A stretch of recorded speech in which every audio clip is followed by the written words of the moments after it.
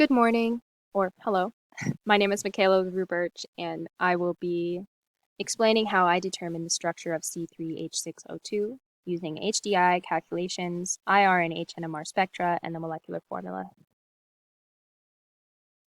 First, I'll give an overview of how I do this. First, I look at the IR spectrum, which tells me which functional groups make up the structure. Next, the HNMR spectrum, which gives information about the hydrogen groups, the protons in the molecule.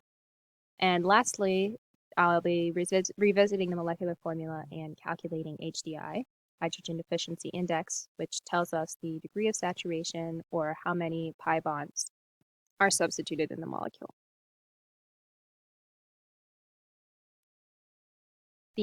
From the IR spectrum, we can deduce that the structure is a carboxylic acid consisting of a carbonyl group and hydroxyl group, of course, and that we have single bonds between carbons, giving us an alkane. So more specifically, this carboxylic acid stretch, broad OH stretching, is very indicative of acid absorbance from 2500 to 3300. This is accompanied by other peaks that give us that information. So this OC stretch from 1210 to 1320 has two peaks, which is also indicative of acid absorbency. This carbonyl group, which is in a carboxylic acid, the aliphatic C double bonded with O stretch at 1700 approximately, tells us we have a carbonyl group. And lastly, the hydroxyl group is shown by this OH bending between 1330 and 1430 in the fingerprint region, which tells us about single bond absorbencies. And this single bond between carbons and carbon and hydrogen bending on the lower absorbency end tells us that we have an alkane and that we have carbon-hydrogen bonding.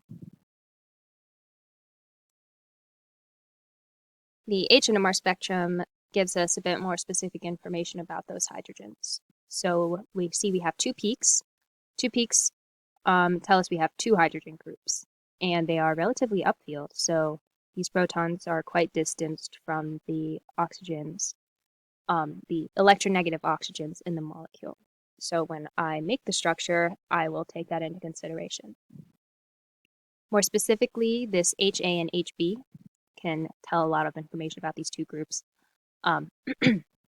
This peak has an integration measurement of 37 millimeters, and this has an integration of 19 millimeters.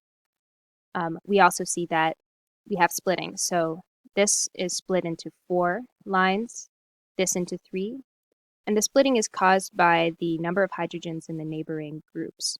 So a quartet split tells us the neighboring group has 3 hydrogens, and a triplet split tells us that the neighboring group has 2.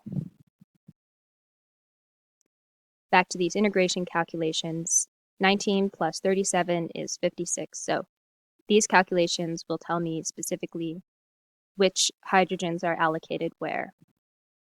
This upfield integration, 37 divided by 56 times 6, is equal to 3.96, or rounded off to 4H. Now, this 4H is represented by this peak, which is neighboring a group that is a quartet. So this actually is a CH3. However, because we have a hydroxyl group in the molecule, the H from the OH part of the molecule will interfere with this, and that's why we have a 4H. So that's the 3 hydrogens bonded to the C and the 1 hydrogen bonded to that oxygen on the other end of the molecule. And more simply, this peak, this more downfield peak, is 19 divided by 56 times 6, the number of hydrogens, equals 2.04, rounded off to 2H, which is confirmed by the other group. So all hydrogens are accounted for here. 4H plus 2H is 6H, and that is how many hydrogens we have in the molecular formula. Lastly, the HDI tells us the hydrogen deficiency index, or how many bonds are substituted for a pi bond. we start with the reference molecule here, which C3H8, that is just 2 oxygens substituted for hydrogens. So the reference molecule, whoops, excuse me. And the calculation HDI formula is 1/2 2C plus 2 minus X, which is the number of halogens, minus H, the number of hydrogens, plus N, the number of nitrogens.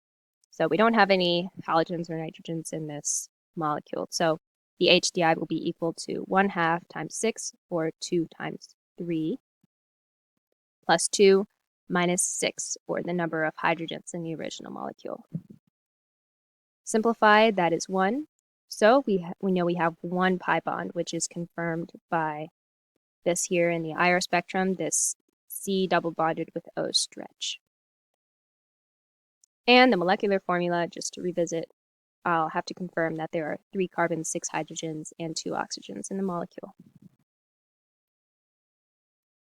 So structure summary, again, 1, 2, 3 carbons, 1, 2 oxygens, and 1, 2, 3, 4, 5, 6 hydrogens, all accounted for. IR functional groups. This is a carboxylic acid, with this portion being the R group of the carboxylic acid. The carbonyl group here, C double bonded with O, and the hydroxyl group here. HDI equals 1, pi bond, and H NMR spectrum. So again, this 4H is these 3 H's plus this H.